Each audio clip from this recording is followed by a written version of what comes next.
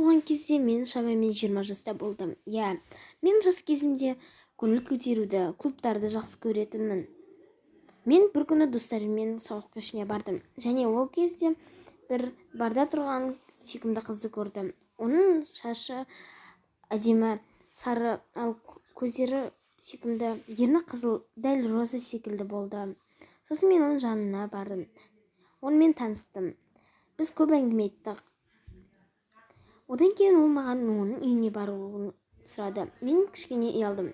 Бірақ кішкене уақыт өткеннен кейін біз әңгімелестік, және мен достарыма мен кетіп қаламын дедім, және біз оның үйіне такси арқылы жеттік. 15 минуттан кейін оның үйіне келдік.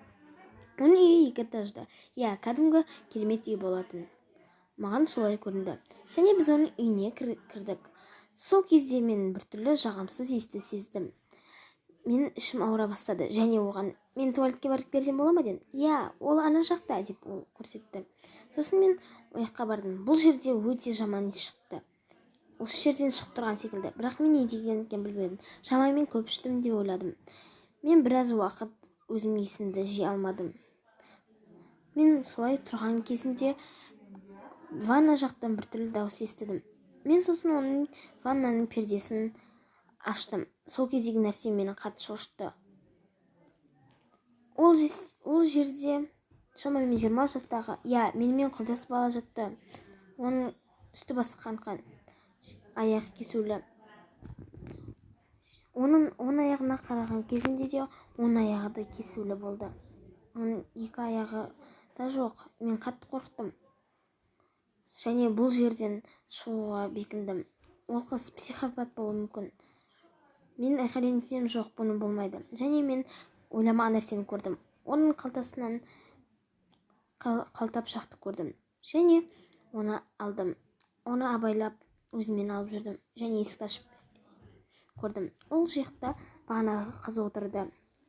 Ол күлімдеп қана отырды. Мына жақта не болған деп сұрадым. Ол тілін өзгерте бастады. Қорқынышты маньяктардың күлкісін салды. Және арт жағынан бір асқана пышағын алды.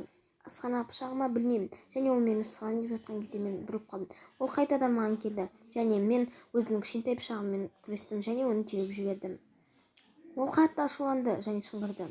Сосын мен бір дауыстар естідім, бірақ мен мән бермедім. Және есікті ашып қаша жөнелдім.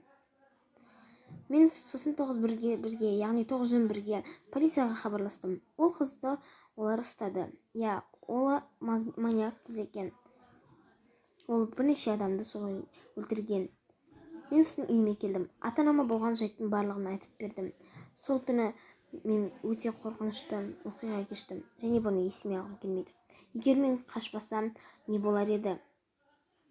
Ол мені өлтірер ме еді? Аударып табыстаған Диами.